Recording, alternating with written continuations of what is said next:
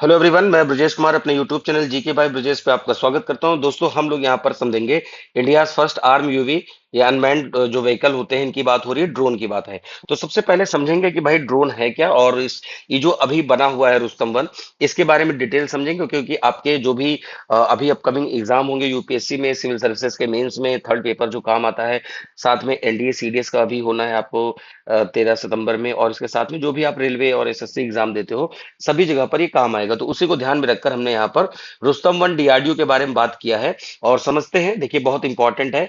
सबसे पहले बात करेंगे इसके समान परिचय के बारे में और समझेंगे कि ये पहली बात तो है क्या और वो आपके एग्जाम के लिए कैसे जरूरी है। तो देखिए, पहली बात, रुस्तम वन जो है क्या है, मीडियम एल्टीट्यूड लॉन्ग इंड्योरेंस। इसको मेल नाम दिया जा रहा है, इसका फुल फॉर्म पूछा जा सकता है। ठीक है, medium altitude long range unmanned aerial vehicle develop by India. ठीक है, तो यहां पर आपको बता देते हैं डीआरडीओ ने बनाया है। ठीक है, DRDO defence research development organisation, जो बना था 1958 में। कब? 1958 में। और इसका हेडक्वार्टर देखने को कहां मिलेगा? आपको नई दिल्ली में देखने को मिलेगा, नई दिल्ली में। और इसके कह सकते हो हेड या चेयरमैन जो है समीर वी कामत है, समीर वी कामत है। ये बेसिक चीज याद कर लीजिए, हेडक्वार्टर, फॉर्मेशन ईयर, इसका फुल फॉर्म और इसके चेयरमैन। ठीक है, तो आगे इसका विकास डीआरडीओ की बेंगलुरु स्थित प्रयोगशाला एरोनॉटिकल डेवलपमेंट एस्टेब्लिशमेंट एडीई के द्वारा किया गया है। ठीक है, तो आपको ध्यान रखना, एडीई दे सकता है, एंट्रीज दे सकता है, एचएल दे सकता है। तो वहां पर आपको ऑप्शन बहुत ध्यान से देखना है, एरोनॉटिकल डेवलपमेंट एस्टेब्लिशमेंट। ठीक, इसका नाम प्रसिद्ध वैज्ञानिक जो वैमानिकी इंजीनियर प्रोफेसर रुस्तम दमानिया के नाम पर रखा गया है। ये इंपॉर्टेंट है, क्या है, वैमानिकी इंजीनियरिंग के बाद है, एरोनॉटिकल इंजीनियर थे ये रुस्तम दमानिया, इनके नाम पर ये रखा गया। तो पहली बात है, ये क्या है, मीडियम एल्टीट्यूड लॉन्ग रेंज है, डीआरडीओ ने बनाया है। उसकी ब्रांच है एडीई, जिसको बोलते हैं एरोनॉटिकल डेवलपमेंट एस्टेब्लिशमेंट। बेसिक चीजें जानते रहिए, रुस्तम दमानिया के नाम पर रखा गया, जो कि एरोनॉटिकल इंजीनियर थे। अब आगे बात कर देते हैं कि रुस्तम वन के बारे में। अभी मैं थोड़ा इमेज भी आपको दिखा दूंगा, जो आपके लिए बहुत जरूरी है। ठीक है, देखिए काफी दिन बाद क्लास हो रही है, तो थोड़ा मैंने बताया था हेल्थ इश्यूज की वजह से, खांसी की वजह से लगातार बोलना मेरे लिए मुश्किल था। बट अभी मैं ट्राई कर रहा हूँ कि आपकी वीडियो धीरे धीरे फिर से लाइन अप हो जाए, क्योंकि काफी गैप हो गया है। तो देखिए, बात करते हैं कैसा टाइप है। पहली बात, यहां पर medium altitude long endurance, MELE, MALE UAV बोल रहे हैं। इसकी जो कह सकते हो उड़ान समय है, 11 से 12 घंटे तक उड़ाया जा सकता है। और इसकी रेंज जो है 250 किलोमीटर तक है, जो जहां तक दिख रहा है। ठीक, और ये किस हाइट तक जा सकता है? 20,000 से कितना, 25,000 फीट की ऊंचाई तक जा सकता है। और इसका वेट देख लीजिए, 75 से लेकर, इसका वेट मतलब इसका वेट नहीं, इसका वेट तो कम है, इतना पेलोड ले जा सकता है, यानी जो इस पे क्षमता है कोई इस पे चीज लगाने की, वॉरहेड लगाने की। और टेक ऑफ और लैंडिंग क्या है? Conventional runway with automatic take off and landing. तो ऑटोमेटिक ही होगी, जानते हैं, क्योंकि ये अनमैन्ड है, कोई इस पे मैन तो बैठा नहीं होगा। तो ये पॉइंट याद रखिएगा, जितने भी पॉइंट है भाई, मेल याद रखिएगा, टाइमिंग याद रखिएगा, इसका रेंज याद रखिएगा, ऊंचाई याद रखिएगा, और कितना पेलोड ले जा सकते हैं, ये बात है। अब इसका हम उपयोग कहाँ कर सकेंगे वो समझिए।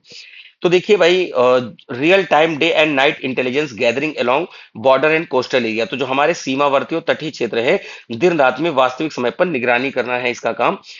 Equipped with infrared IR cameras for night vision and synthetic aperture radar for all weather imagery, यानी सभी मौसम में प्रभावी होगा, प्लस नाइट विजन कैमरे हैं और रात में भी ये प्रभावी होगा। मान लीजिए बॉर्डर एरिया है, एलओसी है और एलएसी है। देखिए, एलओसी और एलएसी मैं भी आपको बता दूंगा। ठीक है, दोनों क्या है, बिल्कुल बेसिक डिफरेंस के साथ आपको मैं बताऊंगा, बिल्कुल निश्चिंत रहें। अभी मैं बताता हूं, यहाँ पर रुस्तम वन है, डीआरडीओ देखिए यहाँ पर लिखा हुआ है, डीआरडीओ के द्वारा तैयार किया गया है।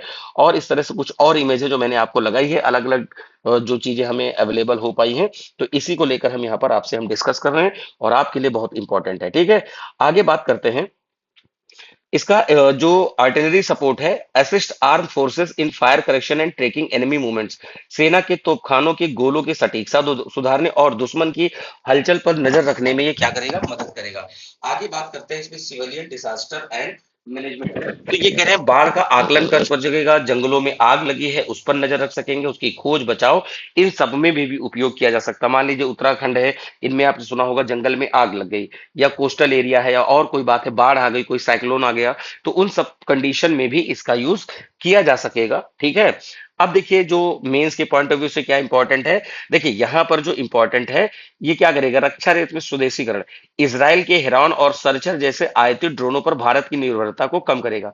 देखिए सर्चर और हेरॉन हम लोग कहां से मंगवाते हैं ड्रोन, इसराइल से मंगवाते हैं। तो हम इसराइल से मंगवाएंगे तो हमें डॉलर खर्चने पड़ेंगे, तो देश के फॉरेक्स रिजर्व पे, यानी जो फॉरेन एक्सचेंज है, जो डॉलर के रूप में रखा है, उस पर दबाव पड़ेगा, वो हम लोगों को खर्चा करना पड़ेगा। अगला क्या है, इसने तपस BH-201 रुस्तम 2 और आर्चर NG जैसे अधिक उन्नत और हथियारबंद ड्रोनों की विकास की नींव रखी। यानी अब इनके अगले लेवल भी आने वाले हैं। जैसे अग्नि आई थी, तो अग्नि मिसाइल आई थी, अग्नि 2, 3, 4, 5। जो 5 है, ये कहा जा रहा है कि वो इंटर कह सकते हो कॉन्टिनेंटल, वो IBM है, बैलिस्टिक मिसाइल है, इंटर कॉन्टिनेंटल बैलिस्टिक मिसाइल, तो उसकी रेंज ज्यादा है, लगभग 5,000 के आसपास। ठीक। तो आगे क्या है कि भाई LOC और LAC जो बात है, इनके मानवीय जोखिमों की निगरानी को महत्वपूर्ण रहेगी। तो इस पे समझेंगे कि भाई LOC और LAC है क्या। तो अभी जो क्विक रिवीजन है, देखो भाई DRDO की एक ब्रांच ADE ने बनाया है, मीडियम एल्टीट्यूड लॉन्ग इंड्योरेंस इसका फुल फॉर्म है। रियल टाइम खुफिया जानकारी देगा, टोही व सीमा निगरानी। ठीक है, 12 घंटे उड़ने की सहन शक्ति, 250 किलोमीटर तक ये मार सकता है, 25,000 फीट की ऊंचाई तक जाएगा। ठीक है, विकास क्रम रुस्तम वन, तपस, रुस्तम 2 और आर्चर NG। तो इस तरह की आगे भी चीजें आएंगी। तो ये इंपॉर्टेंट। अब हम LOC और LAC समझते हैं। देखिए भाई, यहां पर क्या है कि ये अपना प्यारा भारत है, ये अपना भारत है। ठीक है, अब आप समझिए इसमें क्या चीज हो रही है, ये वाला रीजन। ठीक। तो देखिए ये वाला रीजन जो है पाक POK था, ये पाकिस्तान ने किसको दे दिया, चाइना को दे दिया। ये जो बाउंड्री नजर आ रही है, ये है LOC लाइन ऑफ कंट्रोल। इधर वाला क्षेत्र कहलाता है पाक ऑक्युपाइड कश्मीर। गिलगित पाकिस्तान वाले आजकल विरोध भी कर रहे हैं। गिलगित, ये बाल्टिस्तान वाला एरिया जो है, पाकिस्तान के अगेंस्ट भी है कि यहाँ पर बेसिक सुख सुविधाएं नहीं है, बिजली को कीमतों में वृद्धि है। तो ये तमाम चीजें हैं जो POK वाले विरोध कर रहे हैं।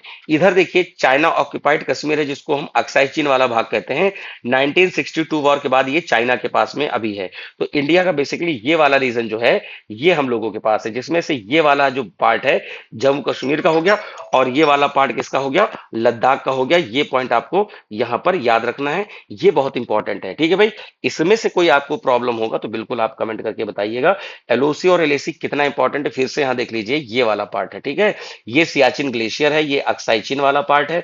चाइना की तरफ जो है इसको LAC बोलते हैं, और पाकिस्तान की तरफ जो बाउंड्री है उसको LOC लाइन ऑफ कंट्रोल है, और चाइना की तरफ लाइन ऑफ एक्चुअल कंट्रोल है। बाकी ये देखिए जम्मू कश्मीर का एरिया है, और ये इधर लद्दाख का एरिया है। ठीक है, आप कमेंट करके बता सकते हैं कि लद्दाख में 5 नए जिले बने हैं, उनके बारे में अगर आप बता सकते हैं तो बिल्कुल बताएं। ये आपके लिए एग्जाम के लिए भी बहुत जरूरी है।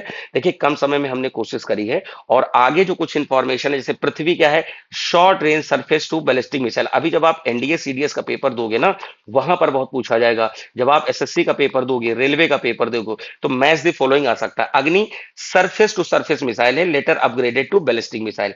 त्रिशूल क्या है, शॉर्ट रेंज है, low level surface to air missile है। आकाश कैसा है, सरफेस टू एयर मिसाइल। ठीक, having with multi target handling system.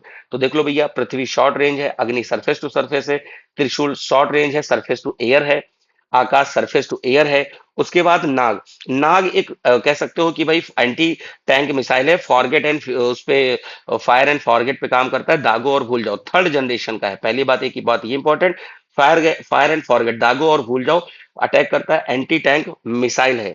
तो देख रहे हो भाई, एक ही पेज पे हमने कम इंफॉर्मेशन दी है। कुछ हेडक्वार्टर्स हैं जो आपके लिए एग्जाम के लिए बहुत जरूरी है, वो याद कर लीजिए। Institute for defence studies and analysis, इसका हेडक्वार्टर नई दिल्ली में है। HL हिंदुस्तान एरोनॉटिक्स लिमिटेड जो हेलीकॉप्टर वगैरह बनाते हैं डिफेंस के लिए, बेंगलुरु कर्नाटक में है। इसरो का हेडक्वार्टर बेंगलुरु कर्नाटक में है। ये 15 अगस्त 1969 को बनी थी।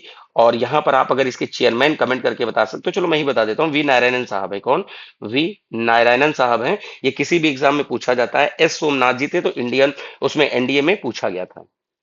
आगे बात करते हैं, electronic corporation of India, Hyderabad Telangana में, ECIL बोलते हैं। DRDO का हेडक्वार्टर नई दिल्ली है, जिसके हेड समीर V कामत है, मैं बता चुका हूं। ठीक, 1958 में बना था, ये भी मैंने बताया था। भारत इलेक्ट्रॉनिक्स लिमिटेड बेंगलुरु कर्नाटक में है। National highway authority of India नई दिल्ली में। बॉर्डर रोड ऑर्गेनाइजेशन जो रोड के किनारे, मतलब सॉरी, बॉर्डर के किनारे रोड वगैरह बनाते हैं, ब्रिज वगैरह बनाते हैं, ये इसका हेडक्वार्टर नई दिल्ली में देखने को मिलेगा। ठीक है। तो जो बेसिक इंफॉर्मेशन थी मैंने ये भी बताया। देखिए ये अलग से कुछ मिसाइलें हमने बता रखी, टेक्स्ट बुक से ये मैंने पेज लिया था जिससे कि आपको मैं इंफॉर्मेशन दे सकूं। एलओसी और एल ए सी बताया मैंने। बाकी रुस्तम के बारे में बताया। तो पूरी जानकारी इसके बारे में आपके पास अवेलेबल है और आप इसको अच्छे से तैयार कर लीजिए। इन्हीं सारी चीजें सब में से आपसे पूछा जाएगा। तो छोटा वीडियो है, आप अच्छे से देख सकते हो, बढ़िया से तैयार कर लीजिए। और जहां पर भी कोई डाउट होगा बिल्कुल आप कमेंट करके पूछ सकते हैं। इसकी पीडीएफ जो है हमारे Telegram group GK by Brajesh sir पे मिल जाएगी। जीके बाई ब्रजेश सर, ठीक है, वहां पर मिल जाएगी। और व्हाट्सएप और सबकी लिंक मैं नीचे डाल दूंगा। ठीक है, तो वहां से आप डाउनलोड कर लीजिएगा। जो कि आप वहां से आप बहुत सारी चीजें, पीडीएफ है, कुछ करंट की इमेजेस है, तमाम चीजें आप वहां से प्राप्त कर सकते हैं। बहुत जरूरी है, बढ़िया से तैयार कर लीजिए। और चैनल को सब्सक्राइब करें भाई, वीडियो को लाइक करें और शेयर करें, ज्यादा से ज्यादा दोस्तों में फैलाएं। ठीक है, और मैं पूरी कोशिश करूंगा कि आपके लिए ऐसे ही वीडियो लाता रहूं। ठीक है, फिर मिलते हैं अपने नए वीडियो में। तब तक के लिए नमस्कार, थैंक यू, जय हिंद।